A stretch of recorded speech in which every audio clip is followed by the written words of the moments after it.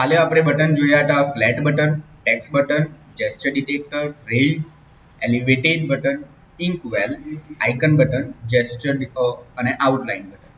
Okay, now next જે button જોઈએ એ છે floating action button. Floating action button એટલે ફોર એક્ઝામ્પલ તમે કોઈ પણ એપ લઈ લો એડવા જે સ્ટેડીના સ્ટડી રહી છે. ઓકે, વોટ્સઅપમાં તમે લો સાઈડ. આનાથી ફાયદો શું થાય કે ભાઈ મારે કઈ હવે કોઈને મેસેજ કરવો હોય છે તો મારે ધારો કે મેં આટલું બધું ઉપર સ્ક્રોલ કરી દીધું અને નીચે મેસેજ હતી કે સેન્ડ યોર મેસેજ, તો આમાં તો મારે કેટલું બધું સ્ક્રોલ કરવું પડશે. એટલા માટે એ લોકો કે સ્ક્રીન પર એ વસ્તુ વિઝિબલ ની વિઝિબલ જ રહી. ઓકે, તો એ વસ્તુ કઈ રીતે ક્રિએટ થાય તો આ ખાસ સમજજો. એપ બાર, બોડી અને પછી એક ઓપ્શન છે ફ્લોટિંગ એક્શન બટન. અને જરૂરી નથી કે તમે આટલે જ યુઝ કરો, તમે નીચે પણ બોડીની નીચે પણ યુઝ કરી શકો, બટ એ સ્કેફોલ્ડમાં યુઝ કરવાનું. Okay, so floating action button ચાઇલ્ડમાં અત્યારે આપણે એક આઇકન લઈએ.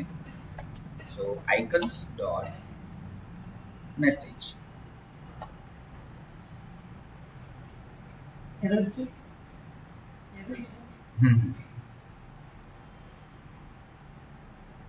Okay, floating action button obviously click event આવે ને, સો ઓન પ્રેસ. સો હવે ભલે તમે એમાં સ્ક્રોલ કરશો, ફોર એક્ઝામ્પલ આ જે બટન છે તે થોડાક આપણે વધારી દઈએ, સ્ક્રોલ થઈ સી એ વસ્તુ ત્યાં ને ત્યાં સ્ટેટિક જ રહેશે. જે વસ્તુ વોટ્સએપ, સ્કાઇપ બધા યુઝ કરે છે, આની પછી ક્લિક ઇવેન્ટ બનાવે. ઓકે, જે ક્લિક ઇવેન્ટ છે તે ઓન પ્રેસ. ઓકે, આની અંદર આવશે background colour. So colours dot yellow. Okay, યા કલર્સ ડોટ પર્પલ. આ રીતે તમે બેકગ્રાઉન્ડ કલર આપી શકો. Floating action button. Okay, next floating action બટનમાં એક બીજું બટન છે ફ્લોટિંગ એક્શન બટન, અને એમાં છે floating action button dot extended.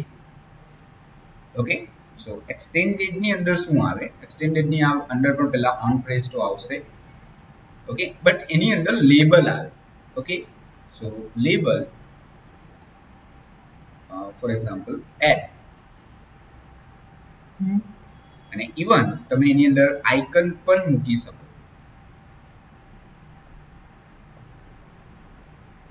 Okay, બે વસ્તુ લેબલ અને આઇકન તમારે સાથે મૂકવું હોય તો